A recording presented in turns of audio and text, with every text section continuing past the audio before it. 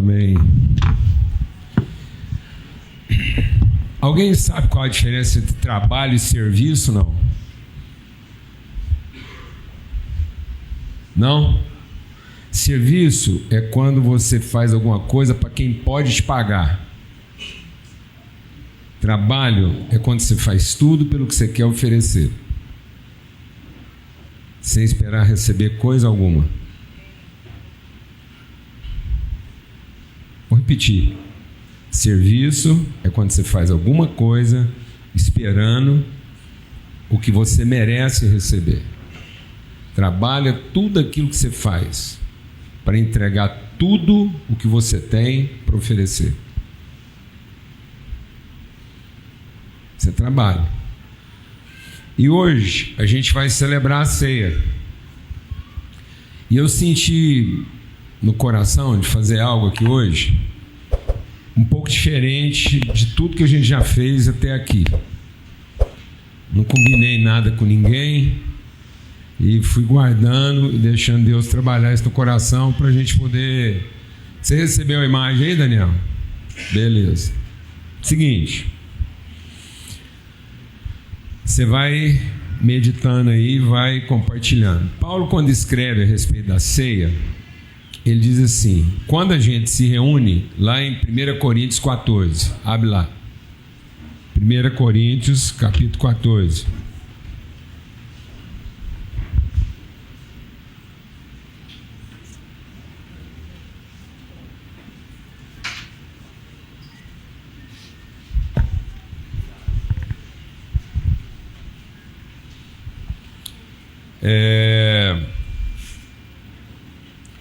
Quando vocês, versículo 26, 1 Coríntios 14, 26, quando vocês se reúnem, cada um de vocês tem salmo, uma palavra de instrução, uma revelação, uma palavra em língua e até uma interpretação. Tudo isso seja feito para edificação da igreja. E é isso que nós estamos vendo aqui, né? Desde os mais experientes até os menos experientes. Como é que chama a sua netinha? Luiz. Então, a Luiz já fez o papel dela entregando. As crianças mais novinhas fazem o papel delas agitando. Amém? Chamando sua atenção. E aí você tem que administrar seus sentimentos e suas emoções. Coisas preciosas como paciência, longanimidade. Amém? Então as crianças vão fazendo o papel delas, ajudando você a saber o que é de prestar atenção, o que não é. Então cada um vai contribuindo. E às vezes a gente tem tornado a mesa um lugar muito passivo. A Bíblia diz que nada descaracteriza mais a mesa, nada é mais anti-mesa e antipedagógico do que achar que a mesa é para comer. Para comer é pasto. Por isso que o salmista diz assim: meu primeiro momento com Deus foi no pasto. Pasto verdejante e água tranquila. Por isso que você não tem consciência nenhuma, você só tem instinto. Quando uma pessoa nasce, ele só tem instinto de procurar onde é que está a comida. E a mãe oferece e coloca a comida na boca dele, o peito. Isso é uma coisa tão forte no aspecto da satisfação da necessidade e da contemplação da expectativa da vida, que nós fizemos disso uma divindade. Então a principal divindade do mundo ocidental,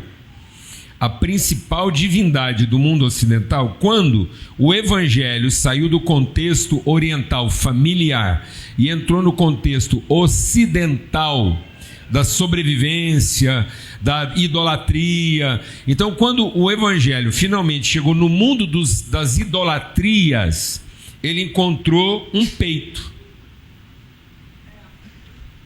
Então, o que caracterizava todas as idolatrias, o que caracterizava todas as divindades, é um peito, em que a vida foi significada pela satisfação de uma necessidade e não de um propósito. Por isso que todo trabalhador se tornou escravo, porque ele significou o trabalho dele na satisfação da sua necessidade. Então, quando alguém sai de casa pensando que está indo trabalhar, mas ele está indo apenas buscar aquilo que vai satisfazer a necessidade dele, ele é uma ameba, ele é uma formiga, ele é uma minhoca, ele é um tatu, ele é um lobo ou um mercenário. Então toda vez que você significa a sua vocação na satisfação da sua necessidade, você se tornou um lobo ou um mercenário ou um ladrão. Então se você faz isso desonestamente, você é ladrão. Se você faz isso sinceramente, você é um lobo. Agora, se você faz isso de maneira intuitiva, se você elabora, se você agrega interesse ou no seu esforço, ainda que desonesto, ou no seu esforço, ainda que sincero, se você sofistica a busca da sua satisfação, você é mercenário. Então, se você coloca lucro na satisfação do seu interesse, você é mercenário. Se você é só absolutamente sincero na satisfação da sua necessidade, você é lobo. Agora, se você é desonesto, aí você é o quê? Ladrão. E tudo isso em cima do quê? Da satisfação de uma necessidade. Porque a vida, ela não foi dessignificada em nenhuma outra coisa. A vida foi dessignificada quando o fruto que deveria nos inspirar a respeito do que Deus nos deu para entregar, ele passou a significar aquilo que eu recebo para satisfazer a minha necessidade. Então nada pode corromper mais sua casa, nada pode corromper mais sua casa do que o significado da mesa onde vocês se assentam. Nada pode corromper mais sua família do que o significado disso. Por quê? A primeira coisa, a coisa mais instintiva, a coisa mais imediata é a necessidade. Por isso que Paulo, escrevendo aos Coríntios, em 1 Coríntios, no capítulo 11, ele diz assim: uma vez que vocês estão se reunindo só para satisfazer sua necessidade, vocês estão vivendo sem esperança. Vocês estão doentes em todas as áreas da vida. Então nada vai adoecer mais sua família. Nada vai adoecer mais seu filho do que ele achar que a vida se resume à satisfação da sua necessidade. Porque no mínimo ele vai ser um lobo sincero, com alguma sofisticação ele vai ser um mercenário bem-sucedido e com alguma corrupção ele vai ser um ladrão de sucesso. Mas ele não vai cumprir o propósito da vida dele. Por isso que Jesus diz: eu estou sendo traído, não é lá na cruz. Jesus não foi traído na cruz. Ele foi traído aonde? Na mesa. Então é no significado do pão. É quando você coloca a mão no pão que a vida alcança o seu significado. Então se você coloca a mão no pão como quem quer comer, você ainda não encontrou o significado da sua vida. Mas se você coloca a mão no pão como quem quer repartir, você já encontrou o verdadeiro sentido e propósito da sua vida. Se você coloca a mão no seu pão para comer, você é como uma criança, você é insensato. E como criança você pode ser formado ameba, você pode ser formado cachorro de circo, ou você pode ser formado ladrão de gente. Entendeu, não, irmão? Amém? Então, eu queria ler com vocês, e como a Bíblia diz que nesse momento cada um traz uma coisa, o microfone vai ficar aqui, o Mateus vai ajudar, e eu quero compartilhar algumas coisas brevemente, e aí se alguém quiser comentar alguma coisa ou fazer uma pergunta, nós vamos ter assim uma reunião assim um pouco mais interativa hoje. A gente tem feito esforço para ela ser o menos passiva possível, mas hoje mais ainda, para que você contribua, nem que seja com uma pergunta honesta do fundo do seu coração, tá bom? Então eu queria ler primeiro. Ô Mateus, faz um favor para mim aqui, põe essa mesinha aqui, porque eu posso apoiar eu não vou subir lá. Todo mundo está enxergando aí, porque às vezes a queixa é que quando a gente senta, todo mundo está vendo aí, né? Escutando também. Ver até não é todo mundo que quer ver não, porque nem sempre agrada, mas escutar ajuda, tá bom? Tem gente que fala assim, tá me vendo aí? Graças a Deus, não. Se eu não estou te vendo, é sinal que você também não está me vendo. Aleluia. Então é o seguinte, você vai abrir sua Bíblia lá em Mateus capítulo 5. Ontem a Alana falou do desafio, do grande privilégio que a gente teve de visitar uma família lá em São José do Rio Preto. E é uma família muito querida, o Danilo e a Bia. E o Pedro nasceu mais ou menos na mesma época que o Álvaro. Eles são muito amigos, o Danilo, a Bia, o Paulo Neto e a Ana. Então a gente estava vivendo emoções muito semelhantes, porque ambos foram prematuros, só que a condição do Pedro é uma condição bem mais desafiadora do que a do Álvaro ainda, né? O Pedro nasceu com 650 gramas e é um caso raro até de sobreviver no parto, mas também já houve situações da pessoa, conheço pessoas que passaram por isso e vencer o desafio. Mas eu queria, até para fazer justiça ao processo, quando o Pedro nasceu, a palavra que Deus colocou no nosso coração, e era bem no momento que a gente estava compartilhando isso aqui com a congregação, foi sobre pedra e sobre pérola. E aí, quando o Pedro nasceu, Deus colocou muito forte no meu coração que eu deveria compartilhar com o Danilo e com a Bia, que o Pedro era uma pedra diferente, que às vezes a gente pensa que pedra ela tem que ser grande para construir a partir da sua robustez. Eu falei, olha, eu creio que o Pedro veio para nós como uma pedra diferente, ele veio com a pedra como um grãozinho de areia minúsculo, quase invisível, um pedrisco. E aí você vai perguntar assim, qual a utilidade de um pedrisco, né? Qual o sentido prático de um pedrisco? Mas aquele grãozinho de areia quase invisível é a pedra que, colocada lá dentro da ostra, forma uma pérola. Então é a partir de uma pedra bem invisível, colocada lá no mais profundo de um ser vivo, um molusco, um ser sem forma. E essa pedra, Ellen, colocada lá, no invisível do invisível, numa coisa sem forma, e aparentemente sem utilidade nenhuma, forma a pérola. A pérola é formada a partir da beleza que envolve uma dor provocada. E a Bíblia diz que quando Deus quer falar de valor, Ele não fala do ouro nem do diamante. Eu quero repetir isso aqui hoje. Porque quando o homem identificou coisas preciosas na sua vida, uma delas ele identificou foi o ouro. E o ouro é precioso porque ele representa riqueza. Ele representa alguma coisa que em todas as gerações vai representar poder de compra e venda, de riqueza. Por quê? Porque o ouro não muda suas características.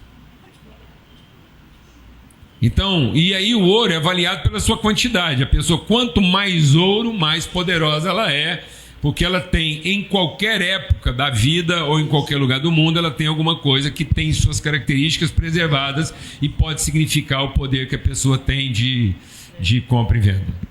Então o homem precisava identificar isso. O diamante, ele já ganhou lugar de preciosidade na nossa vida pela dureza, pela ideia de eternidade. Os diamantes são eternos, porque eles vão lá e eles vão acumular características de pureza, de ser translúcido, de ser puro, mas principalmente de ser duro. Ou seja, ele é durável, ele é permanente. Então, se o ouro não muda, né, o diamante é o maior símbolo de resistência que existe, a pressão. E aí o homem precisa desses símbolos para significar riqueza. E aí, se o ouro é significado pela quantidade, o diamante é significado pela pureza e pelo tamanho. De modo que um diamante muito pequenininho ele não vai ter tanto valor, mas um diamante maior ele vai ter muito maior valor. Então, o valor do diamante ele cresce não proporcionalmente, ele cresce exponencialmente a partir do tamanho que ele tem e da pureza. Interessante isso, né? Ele não é proporcional, ele é Inversamente proporcional. Ele vai crescendo muito mais o valor na medida que o tamanho aumenta ou que diminui. Enfim. Mas a pérola é a única joia. Eu vou repetir isso muitas vezes aqui. A pérola é a única joia que não presta para nada. Pérola não presta para nada, para nada. Não serve para você construir, não serve para colocar uma coisa em cima. E outra, pérola é a única coisa que está lá no meio das preciosidades que uma pessoa tem e que morre. Pérola morre. Então ela não é um bem durável. Ela degenera. Se a pérola for mal cuidada, ela morre. Ela fenece. Ela perde o brilho. Ela deforma. Então, às vezes, se você guardar mal uma pérola achando que você está guardando, você pode estar matando ela. Se ela não for limpa, depois você volta lá, ela alterou a forma. Ela pode ficar meio oval, ela pode descaracterizar, ela pode manchar. Então, para que aquilo serve? Para nada. A não ser para despertar em você sensibilidade. A não ser para despertar você para o belo. É só isso. A beleza dos processos. Aquilo que agregou valor ao que não tinha. E sabe o que é curioso? Quando a Bíblia vai falar de valor, ela fala que um homem vendeu tudo que ele tinha. Olha, se um homem vendeu tudo que ele tinha para trocar por uma pérola, o que ele vendeu? O ouro e o diamante que ele tinha. Você consegue imaginar isso? Você consegue imaginar alguém perdendo todo o seu poder de compra e de perpetuação para trocar por uma coisa que não serve para nada e que não dura? Onde ele estava com a cabeça? E aí o que você está querendo deixar para os seus filhos? Poder de compra? Durabilidade? Ou sensibilidade para aquilo que é belo em qualquer época da vida? Pessoas que são capazes de transformar a dor mais profunda em beleza. E foi isso que nós fomos fazer lá em São José do Rio Preto. Celebrar o tempo curto de vida do Pedro, que agregou tanta beleza na vida de todos nós. Um legado. E aí eu queria ler Mateus capítulo 5, porque foi na volta da viagem. E não tem nada, eu acho que não tem nada na minha vida que me libera tanto assim o coração e a mente do que a estrada e o campo. Olhar os horizontes, ver Deus conversando comigo assim na natureza. Então o povo acha que eu tenho preguiça de viajar, pelo contrário, eu tenho preguiça de não viajar, de não andar, de não ver o que Deus quer falar. E ontem nós pegamos chuva, desde sexta-feira, às 11 horas, a gente saiu daqui sexta-feira às 11 horas, e chuva. Só fez pausa na hora de sepultar o Pedro lá, e chuva, desde sexta-feira às 11 horas até ontem, às 8 horas da noite, quando nós finalmente chegamos em casa. E aí, no meio do caminho, eu vendo uma chuva assim, chegando de novo, veio algo muito forte. Eu falei, eu tenho que repartir isso com o meu povo lá. Que diz assim, Mateus 5.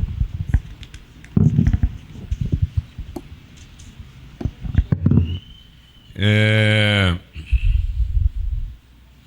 38 a 42.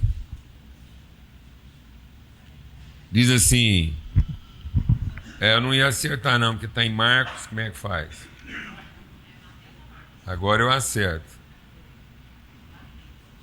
Mateus 5.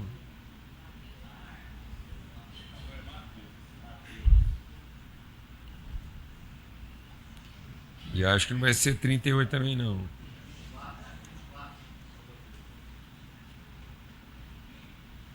Espera aí, gente. Ô Jesus. Ele faz cair a chuva sobre justo e injusto aí. Aqui, é isso mesmo. Lógico. É aqui, Mateus 5.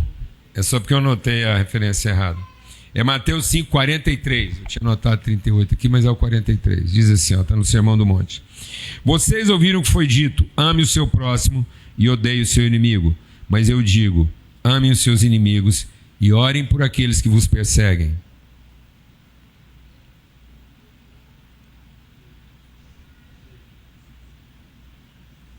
Quanto tempo você está gastando de oração em favor das pessoas que estão fazendo de tudo para acabar com você?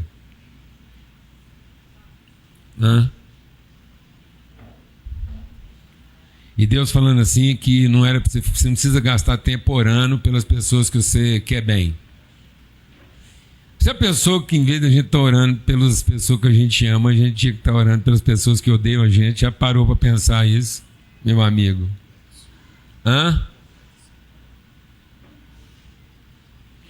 E ele diz: amem os seus inimigos e orem por aqueles que vos perseguem, para que vocês venham a ser filhos do seu Pai que está no céu. Amados, nós estamos confundindo. Nós estamos achando que o Evangelho é para orientar nossa devoção. E o Evangelho é para alimentar nosso senso de identidade e propósito. O Evangelho não é para orientar seu rito religioso. O Evangelho não é para orientar o que você tem que fazer. O Evangelho é para revelar quem você é. Vou repetir. O Evangelho não é para orientar o que você tem que fazer, para alcançar o que você merece. O Evangelho é para dar testemunho a respeito da pessoa que você é, independente do modo como você está sendo tratado. O Evangelho não é para pautar aquilo que você vai fazer para merecer a vida que você planejou. O Evangelho é para orientar e alimentar a formação da pessoa que você foi feito para ser, porque caso contrário você já tinha a lei. A lei é para que, enquanto não havia conhecimento a respeito de quem nós somos em Cristo, enquanto o Espírito não foi derramado, enquanto não havia um testemunho testificando com seu Espírito que você é filho de Deus, então na ignorância infantil a respeito de quem a gente era, na ignorância infantil, no tempo da nossa infância, em que nós éramos totalmente ignorantes a respeito de quem nós somos, nós vivíamos em favor da nossa necessidade. E em favor da nossa necessidade havia um código de comportamento, dizendo quais eram os critérios comportamentais para que a pessoa tivesse direito mínimo à sobrevivência. Mas esse tempo foi superado pela revelação a respeito de quem nós somos em Cristo Jesus. E agora o Espírito testifica com o nosso Espírito que nós somos filhos de Deus. Então, se eu não amar o meu inimigo, se eu não entregar a mesma coisa que eu entrego para quem me trata bem, se eu não entregar a mesma coisa que eu estou entregando para quem me trata bem, para quem me trata mal, eu não sou um verdadeiro filho de Deus.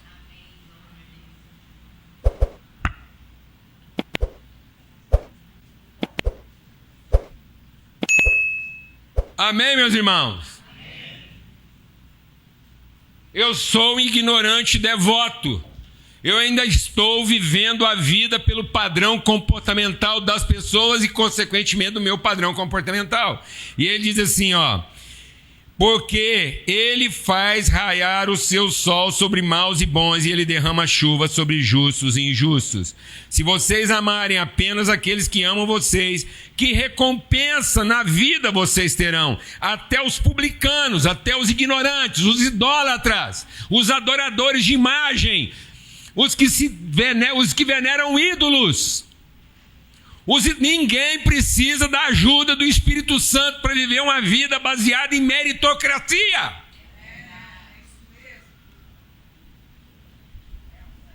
Ninguém precisa do Espírito Santo para descobrir quem merece e quem não merece. Ninguém precisa do Espírito Santo para saber quem te faz raiva e quem te dá prazer.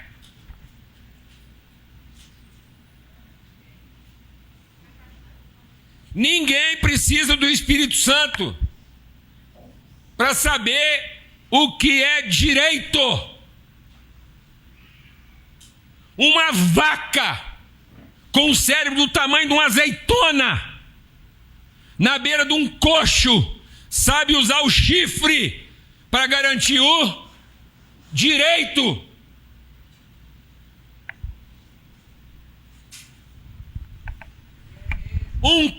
nervoso come a cria para defender o quê? O direito. Um cão no legítimo uso do seu instinto engravida a própria filha para manter a espécie. E não precisa do quê? Do Espírito Santo. Porque está no livre exercício do seu direito.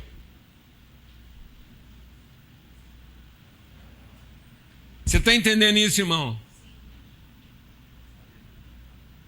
O povo está inventando um evangelho. O povo está querendo transformar a lei em evangelho de Cristo. Sendo que Cristo veio para superar, ultrapassar os limites do quê? Da lei. Dizendo que a lei nunca pôde aperfeiçoar ninguém. E ele diz, então, os publicanos fazem assim: e se vocês saudarem com educação apenas aqueles que você chama de irmãos, o que é que vocês estarão fazendo demais? Os pagãos também fazem isso. Portanto, sejam perfeitos, como é perfeito o vosso Pai. Amém? Não fazer acepção de pessoas. Então, o Tiago diz: não façam acepção de pessoas, porque quando você faz isso, você está comprometendo a justiça. Romanos 12, anota aí para você ler depois. Romanos 12 diz o seguinte: abençoai. Diga comigo: abençoai. Abençoai. E não amaldiçoeis. No que depender de você, não do outro. No que depender de você, você tem paz no coração. Senão você não vai saber se disciplinar seu filho. Você não vai saber orientar seu filho, porque você, presta atenção, tem muita gente achando que está orientando, disciplinando o filho, não está. Ele está punindo o filho ou premiando o filho. Ele premia quando o filho faz a coisa certa e pune quando faz a coisa errada. Ele não está ensinando o filho a justiça, ele está ensinando o filho o quê? O direito. A chuva cai sobre justo. Ontem eu estava vendo a chuva chegando. Veio um profundo quebrantamento no meu coração. Eu falei assim: Deus, ali onde está chovendo, árvore frutífera e erva daninha vai ser abençoada do mesmo jeito. E a desgraça é que às vezes a erva daninha vai aproveitar mais rápido do que a árvore frutífera. O Senhor não quis facilitar para nós.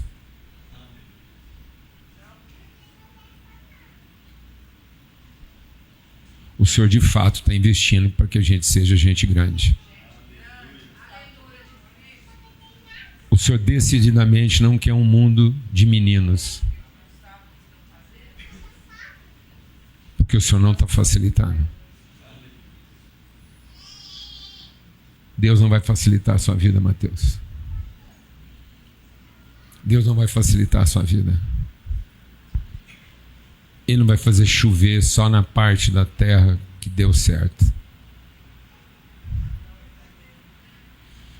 E aí a Lana me fez uma pergunta na hora, ela falou assim, e o Paulo Neto também, mas não vai ter separação? Eu falei, vai ter separação, mas não feita da parte de Deus, feita da parte do próprio homem que se rebelou contra ele. E às vezes você está decidindo pelas pessoas aquilo que elas deveriam decidir em função da bondade que você oferece para elas. Então trata todo mundo sem distinção. Entrega para todo mundo o que você tem para entregar. E não qualifique a sua entrega a partir do comportamento das pessoas, porque senão você ficou pior do que elas. Quem qualifica a sua entrega é pior do que quem recebe.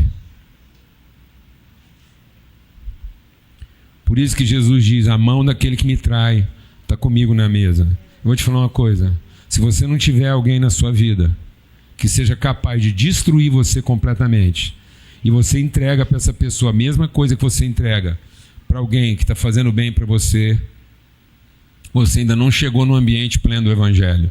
O Evangelho vai garantir para você, o Evangelho é para garantir para você que você vive num lugar e você senta numa mesa em que, sentado nessa mesma mesa que você preparou, está sentado alguém com poder de destruir você completamente. E nesse momento você está entregando o seu pão, porque você depende exclusivamente da misericórdia de Deus e não do seu capacidade de fazer juízo.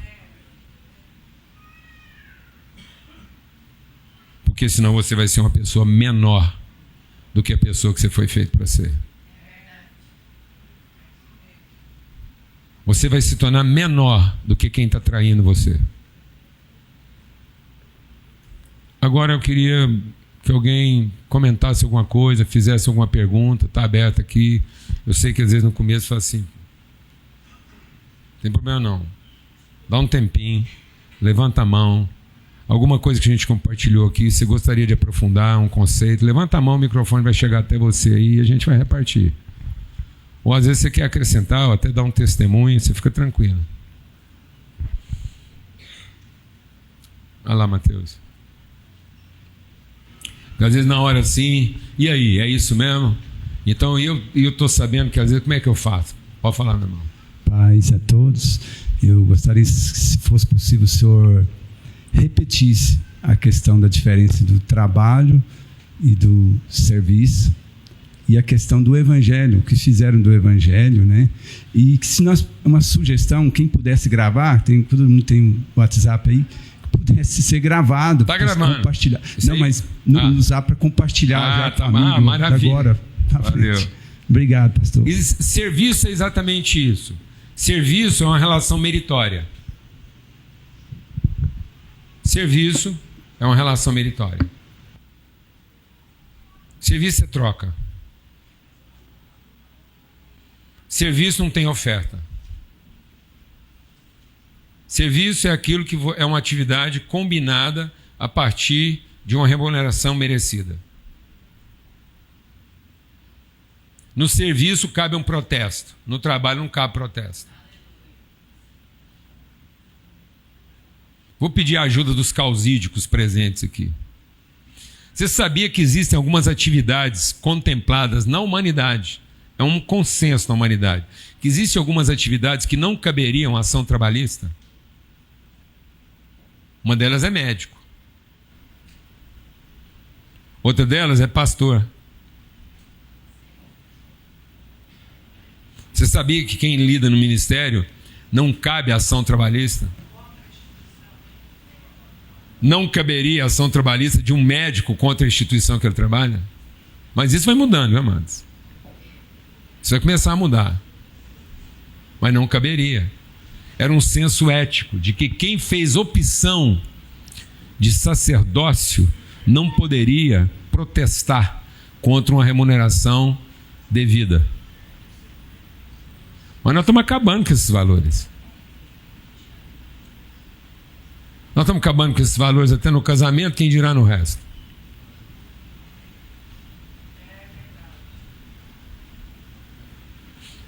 Então isso é serviço. Serviço é quando você combina preço, e esse preço é o limite da sua entrega. Trabalho é quando você já entra disposto a ir além da sua obrigação. Trabalho é tudo aquilo que você entregou além do que estava combinado. Serviço é o que você entregou até o combinado. Amém, irmãos? Se você anda entregando até o que está combinado, você é um prestador de serviço, por melhor que você seja. Se você anda entregando mais do que o que está combinado, então você é um trabalhador.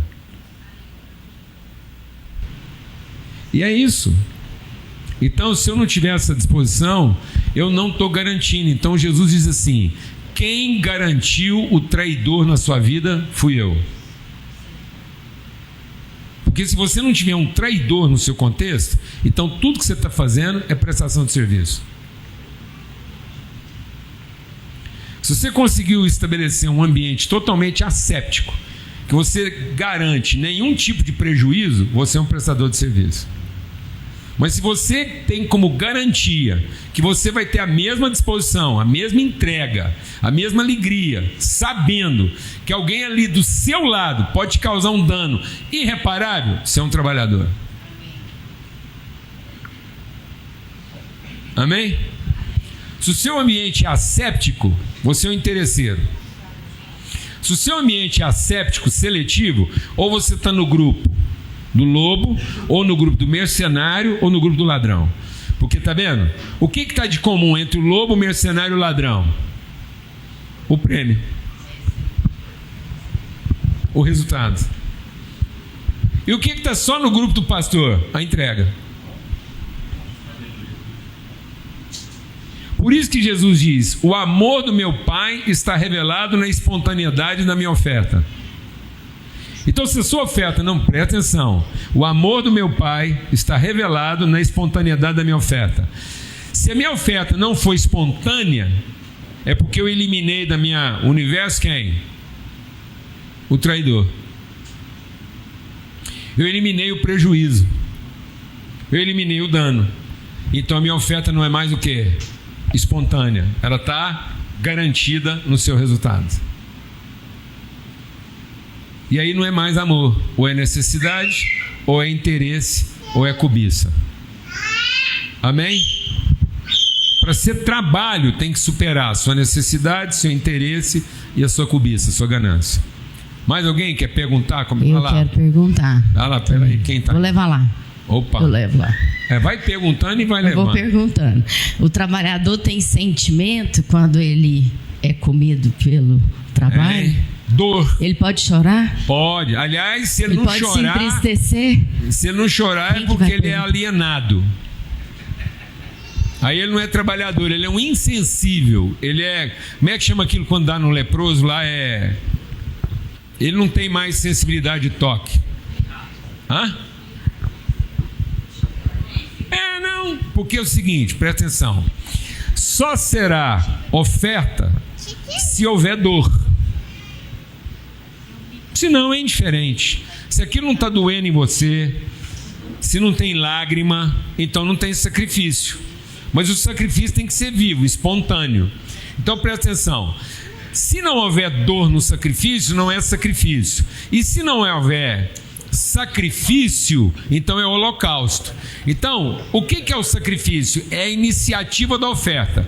O que é o holocausto? É a punição da resistência. Então, muitas pessoas estão sendo levadas a um holocausto, porque foi contra a vontade delas. Outras estão espontaneamente fazendo o seu sacrifício. E isso não elimina a dor. Tem que haver choro, porque Jesus diz: então minha alma está angustiada, porque eu sei o quanto isso me custa. Mas mesmo assim, isso não impede a minha oferta. Porque se você não tiver dor, então é porque aquilo também não valia nada para você. Pelo contrário, pode ser que você está querendo ficar livre daquele negócio, fazendo de conta que você está ofertando. Sabe aquele trem que já não serve mais para você dar de presente? Ainda falou: lembrei de você. Lembrou mesmo quando você estava fazendo a faxina sem vergonha. Entendeu? Aí você não tem a culpa de ter jogado fora, você transformou em presente. Safado!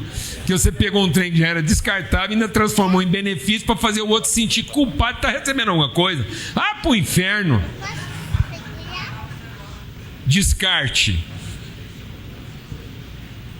Amém, amado? Eu não quero ser objeto de descarte. Lembrei de você. Estava lá em casa. Aí você deparou com um trem que estava lá ocupando espaço. Você quer pôr uma coisa nova. Não é? É geralmente o que a gente faz, né? Dá o velho para comprar um novo. Ah, meu guarda-roupa tá cheio. Aí você vai lá e esvazia ele das coisas velhas, dá para os outros para poder ter direito de colocar as coisas novas. Ainda tá se achando. Entendeu? Então tem que ter dor, mas não tem que ter amargura. Se a amargura é holocausto. Se não, a dor é insensibilidade, é indiferença. Pode falar, irmão. Eu aprendi aqui com o senhor que a gente não deve negociar, fazer nenhum tipo de comércio com Deus. Ficou muito claro. Pronto. Ou eu faço isso, o senhor me dá aquilo. Já sei que não é.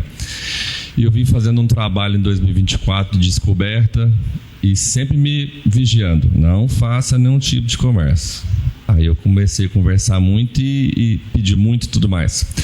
E aí o irmão daqui, numa reunião de homens que estávamos, eu dando os meus depoimentos, ele falou assim: tem uma coisa que você não percebeu ainda, realmente, você não está fazendo comércio, mas você está querendo um problema seu resolvido.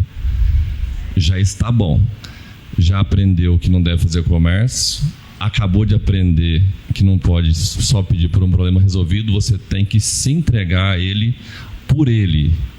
E eu ainda não descobri essa fórmula mágica ainda. Eu te explicar, porque não é uma fórmula mágica. Eu quero ter o problema resolvido, para me tornar uma pessoa bem resolvida para os outros na solução dos problemas deles. Então eu não quero ter o problema resolvido para que eu tenha sossego.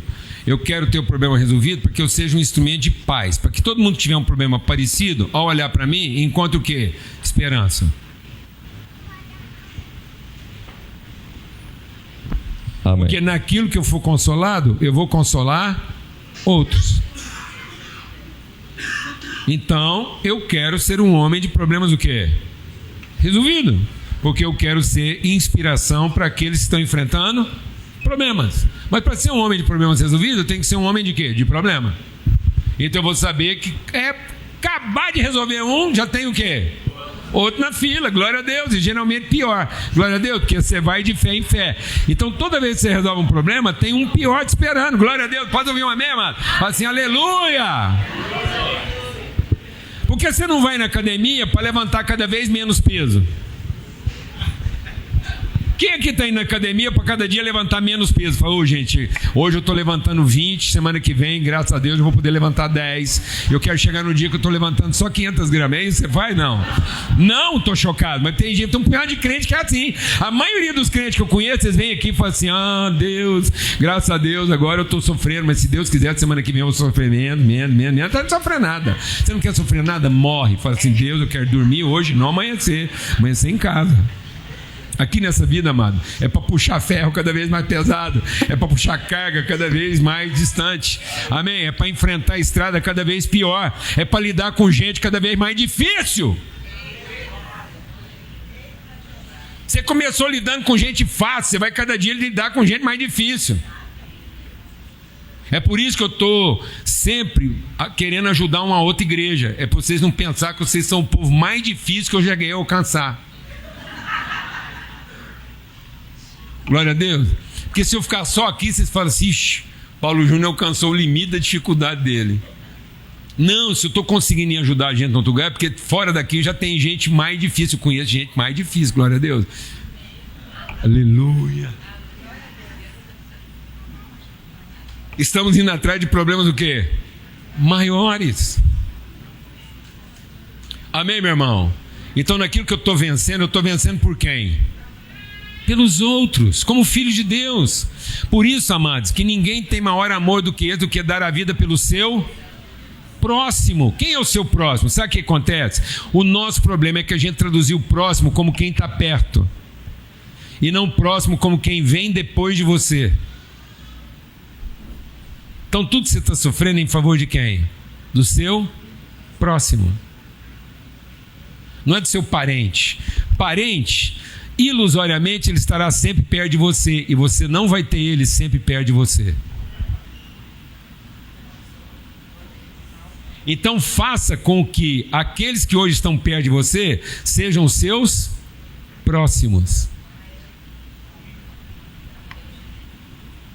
Sai do meio da sua parentela e vai abençoar a sua família. E família não é feita de quem fica perto. Família é feita de quem vem depois de nós. Aleluia, meu irmão. Família não é feita de quem está sempre perto. Família é feita de quem pode ir para longe. Glória a Deus, amado. Aleluia. Glória a Deus, irmão. É isso. Então você está sofrendo para que você possa mandar alguém da sua família para um outro lugar e falar assim, que tipo de gente eu vou encontrar lá? Fala, não sei, eu sei que tipo de gente eles vão encontrar em você. Vou falar bem devagar. Não queira garantir o tipo de gente que o seu filho vai encontrar lá, mas garanta o tipo de gente que você está mandando para lá. Acabou, meu irmão. Assunto encerrado. Nós estamos querendo garantir o emprego que ele vai ter, a casa que ele vai morar. Sabe o que é isso? É burrice.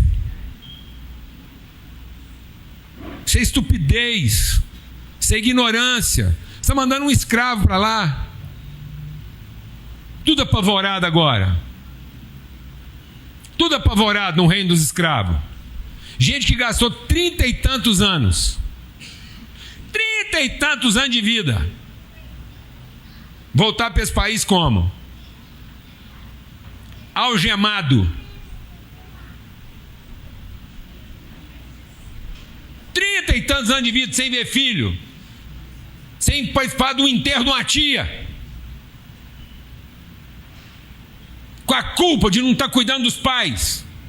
E voltar como, meu irmão? Algemado. E os que ainda não foram, estão lá morrendo de medo, já guardando dinheiro para saber para quem vai pagar a propina. Escravos de quem? De quem? De si mesmos. Porque foram viver num lugar onde eles achavam que iam ser melhor tratados.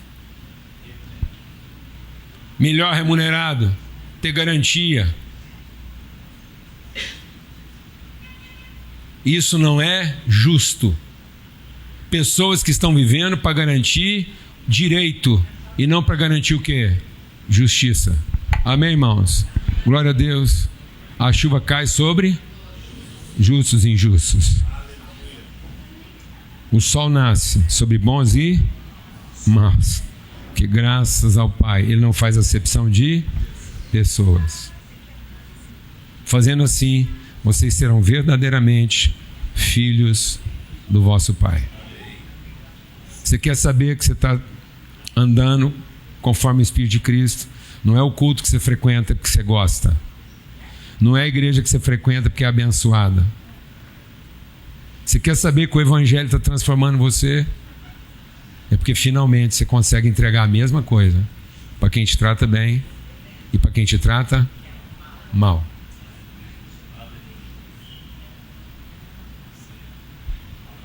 Aí o Evangelho está fazendo efeito na sua vida. Vamos repartir o pão? Vamos lá, irmãos. Esse privilégio da partilha, da oração, da ministração conjunta. Eu estava conversando com o Paulo Neto na viagem e sobre liderança. Sabe quem é o líder? Quem come por último.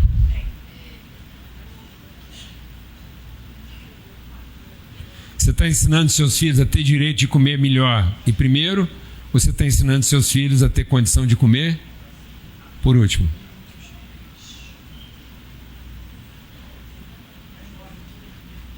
Vou fazer a pergunta para você. Você está pagando caro para seus filhos ter direito de comer e comer primeiro, ou você está gastando toda a sua energia para ensinar seus filhos a comer por último? Nunca faltará pão na vida daquele que comeu por último.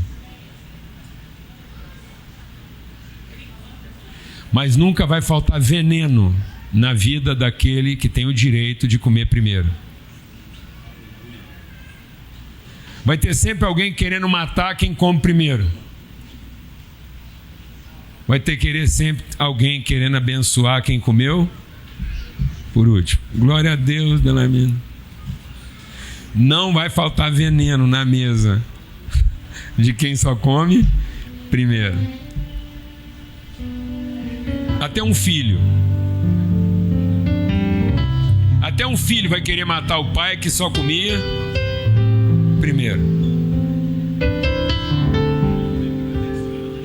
Mas não vai faltar bondade, misericórdia e favor na vida de quem sempre comeu por último. Glória a Deus, meu irmão. Amém, meu irmão? Então reparta, compartilha. Olha a coisa mais rica. Se nós merecíamos um trem desse, fala a verdade. Hein, Beatriz? Mas nunca. olhar uma criança dessa, olhar um Pedro passar aqui, o trabalhão de Deus. Pensa o trabalho de Deus. Eu fico pensando, onde Deus está com a cabeça, o trabalhão que está dando para ele, a raiva, as perguntas não respondidas, só para ter o Pedro aqui alguns meses. Quem que Deus podia ter poupado dessa canseira? Quem que Deus podia ter poupado dessa canseira? Ele, ué. Ele não estaria correndo o risco do Danilo interpretar mal, ele não estaria correndo o risco da Beatriz ficar magoada, do César, o avô, não entender nada, do irmãozinho do Pedro perguntar: cadê meu irmão? Para que Deus está se dando um trabalho desse? Quem que Deus podia estar poupando, amados?